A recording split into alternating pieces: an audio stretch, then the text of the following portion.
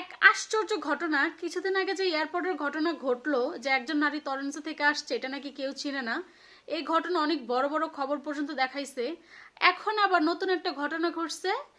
এবার ঘটছে প্লেনে প্লেনে যে প্যাসেঞ্জার ছিল, এই যে যে নারীকে দেখা যেতেছে উনি প্লেনে উঠছে।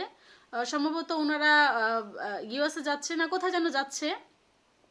তো এই নারী ওনার সাথে যে প্যাসেঞ্জারটা ছিল উনি বারবার গায়েব হচ্ছিল, মানে অদৃশ্য হয়ে যেতেছিল, আর ওনার দিকে তাকায় তাকায় হাসতেছিল।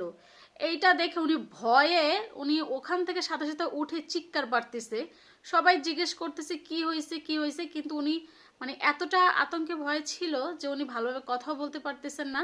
তারপর উনি শান্তশিষ্ট হয়ে, সবাই মনে করছে কি যে উনি হয়তো বা ড্রিঙ্কস করছে, এই জন্য হয়তো বা উল্টাপাল্টা কথা বলতেছিল।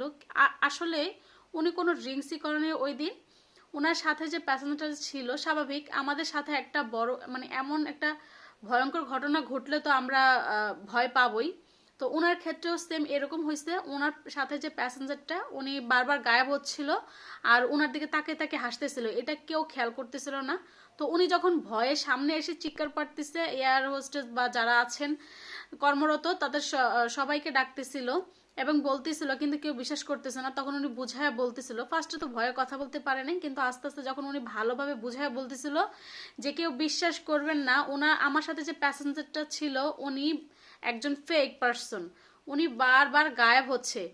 তো প্রথমে কেউ বিশ্বাস করে নাই, পরবর্তীতে যখন ওনার প্যাসেঞ্জার ওখানে গেছে তো লোকটা স্বাভাবিকভাবে ছিল, সবাই দেখতেছে, কিন্তু যে নারী চিল্লাইতেছে বা কান্নাকাটি করতেছে সে বারবার বলতেছিল, ও বারবার অদৃশ্য হচ্ছিল, উনি আসলে কোনো মানুষ না, অন্য কিছু।